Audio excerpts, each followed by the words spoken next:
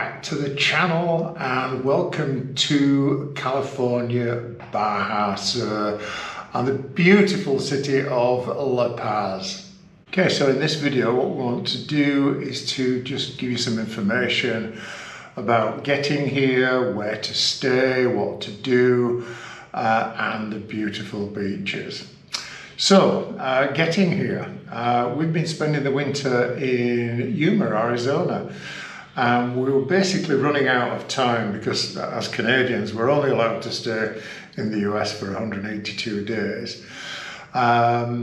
So what we had to do was take a little side trip for a month, and thankfully our friends Keith and Kim had invited us on another sailing trip coming out of La Paz. So what we did was we took that opportunity to come down here for a month. We have rented a beautiful Airbnb only blocks back from the Malecon. Let's start with the Malecon. The Malecon is a beautiful long stretch of walkway right on the seafront. You walk down there on an evening and immerse yourself in the local culture. There are literally hundreds, if not thousands of people there every evening walking, predominantly families of all ages and generations. And that's the thing to do, is you just walk along there and soak up the local culture. Just winding back a little bit, talk about getting here. So as I said, we were in Yuma, Arizona. So what we had to do was we had to fly from Yuma to Phoenix, and then from Phoenix over to Los Angeles, LAX. We stayed there the night, and then the following day we were able to fly here direct from Los Angeles into La Paz. So check out the flights. You might find that the only options for getting here directly from the US are from LAX. Then let's talk about the car hire. So we searched high and low about renting a vehicle. What we realized once we got here and started going down to some of these gorgeous beaches was that we really should have got a four-wheel drive. Now don't get me wrong, the little Nissan four-door that we got was more than sufficient. It did give us access to a vast majority of the beaches, but there are some where really you do need a four-wheel drive. So we don't feel as though we've missed out. But if you really want to do that little extra bit of exploring to some of these really far out beaches, then I would highly recommend that you get a four-wheel drive. If not, if you're happy to just stay on the beaten path, so to speak, then you can rent a nice little saloon like we did. We actually went with Alamo and got their mystery car. So we didn't actually know exactly what we were going to get, but as it turned out, it was okay.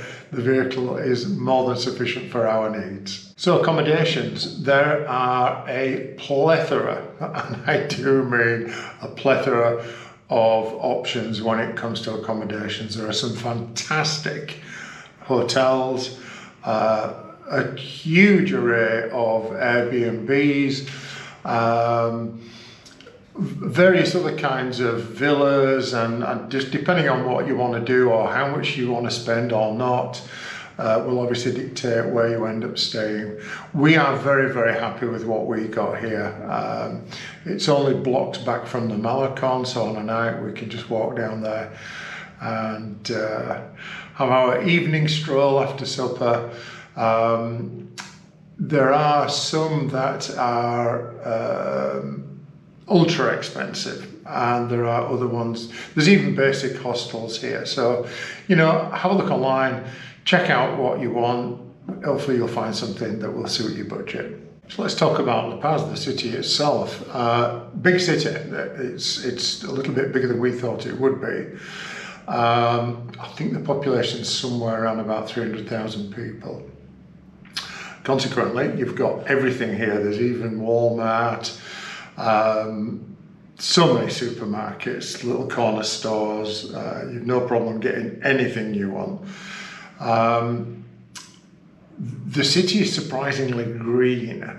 You're surrounded by the desert, so it's a very pleasant surprise to come here and see so many trees and green spaces. There's a golf course, and we just love it. We just think it gives you that opportunity to immerse yourself in a proper Mexican city, rather than the big resorts like Cabo San Lucas or Cabo San Juan, which are very, very touristic. Now, don't get me wrong, there are touristy areas here, but you don't go that far back from the tourist area, and you are right into some beautiful old architecture, some older buildings.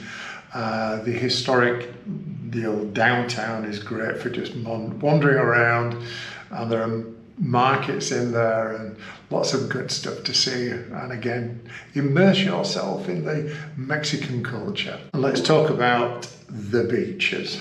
The beaches are absolutely unbelievably gorgeous. What I'm going to do now is I will just list the top favourite beaches that we have. I'm not going to do them in any particular order.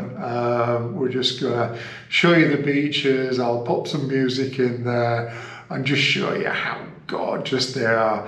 And as you can see from the suntan, the weather is absolutely fantastic 99% of the time. So you're more or less guaranteed that you can leave your apartment or your hotel in the morning, get out to those beaches, and it's going to be lovely and warm and sunny.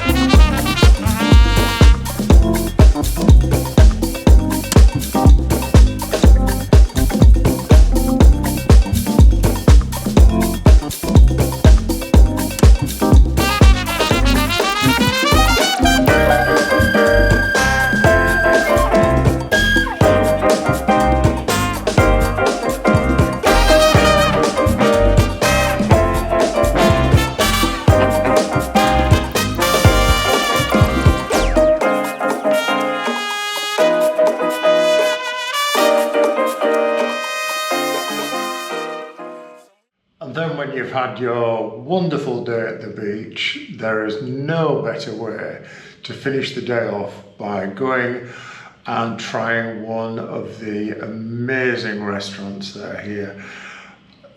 When I say there's a lot to choose from, there is everything. I mean, fish restaurants, taco restaurants, Mexican restaurants, there are such a large amount of them.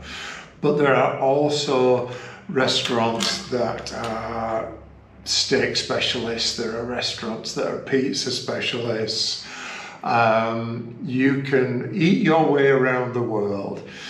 One thing that we really do like, especially on the Malecon, on the front, is there are very, very few chain restaurants.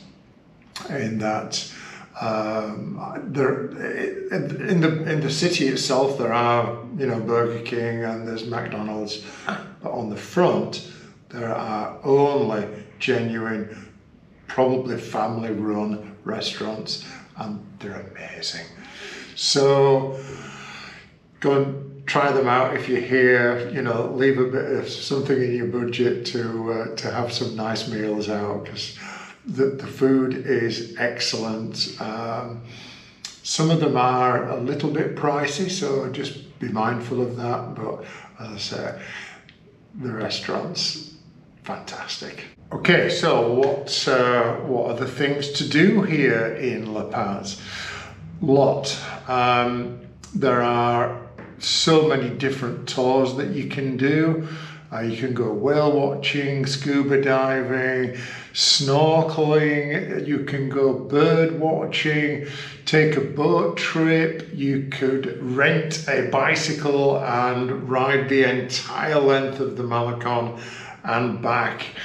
You can take scenic drives and the beaches, obviously the beaches. Well, that brings us to the end of the video. I hope you found it informative. I hope you've enjoyed watching, and we've given you a little information into La Paz and why to come here and what to do and where to go.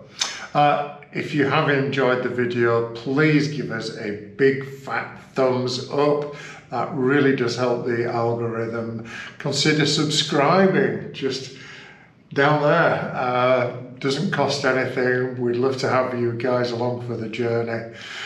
And with that, I will say thank you very much for watching, and we're out.